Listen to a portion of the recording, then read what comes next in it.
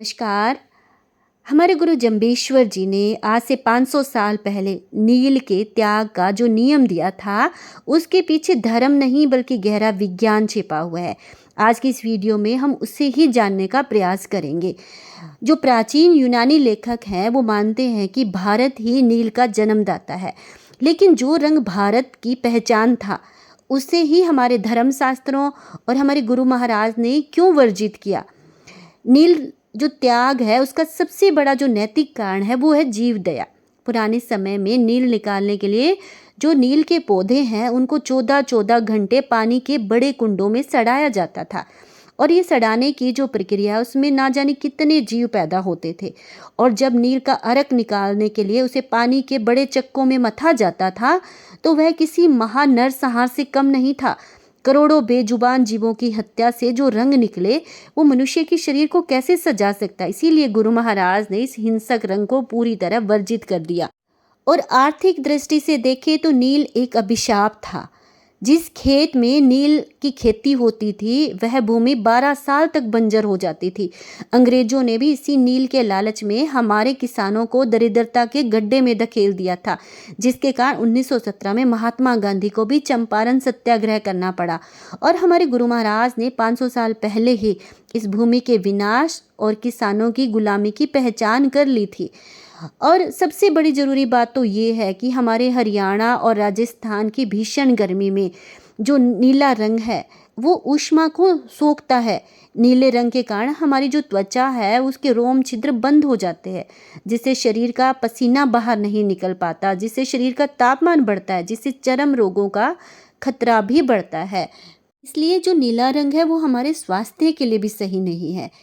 यहाँ एक ज़रूरी सवाल ये आता है कि क्या आज जो हम बाजार से नील लाकर कपड़ों में लगाते हैं वह भी यही है। देखिए, पुराने समय की नील पौधों से निकलती थी जिसे प्राकृतिक नील कहते थे, और आज की नील अधिकतर फैक्ट्रियों के केमिकल से बनती है, वह जमीन में नहीं उगती। लेकिन गुरु महाराज का नियम नील के त्याग का था, चाहे वह पौधों से निकले या केमिकल से। नीला रंग अपने स्वभाव से ही तामसिक ही रहता है, और आज की जो केमिकल वाली नील पर भी वही चीज़ें लागू होती है। साथ ही केमिकल वाली नील पानी में घुलकर नदियों को प्रदूषित करती है, जो फिर से जीव दया के विरुद्ध है। इसलिए बिश्नोई समाज आज भी हर प्रकार के नील से दूरी बनाए। तो दोस्तों, नील का त्याग केवल एक कपड़े का बदलना नहीं है बल्कि अहिंसा का महाव्रत है। हमारी उपजाऊ धरती माता की पुकार है और शुद्ध आचरण का संकल्प है। गुरु महाराज के नियम आज के आधुनिक विज्ञान में भी उतने ही आगे हैं। तो उम्मीद है कि ये जानकारी आपको पसंद आई होगी, तो इसे अपने दोस्तों के साथ भी अवश्य साझा करें। धन्यवाद।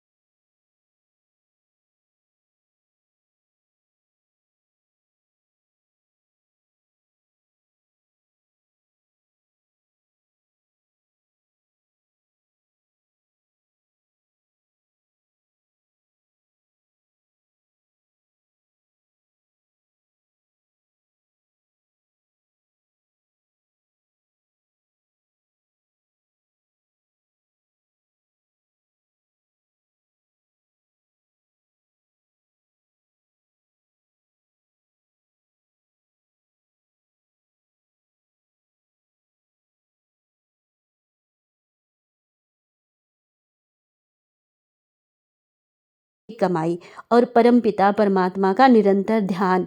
कि हमें गुरु महाराज की एक बात हमेशा याद रखनी चाहिए, विशन विशन तू भड़ रे प्राणी पेके लाख उपाजू। कि हे प्राणी, जैसे एक एक पैसा जोड़कर लाखों रुपए बन जाते हैं, वैसे ही तू हर पल परमपिता परमात्मा का जप कर। जब तेरे पुण्यों की पूंजी ही तुझे उस परम पिता परमात्मा से जोड़कर उसका ही स्वरूप बना देगी।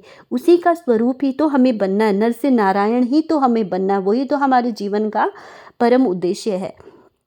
तो मेरा मानना ये है कि जब हम गुरुवाणी को समझ रहे हैं, जब इन सब बातों को हमने समझा, तो यही समझ आया कि हमें अपनी ईमानदारी से कमाई करनी है, नेक कमाई करनी है और हर पल उस परम पिता परमात्मा से काम करते हुए निरंतर जुड़े रहना है।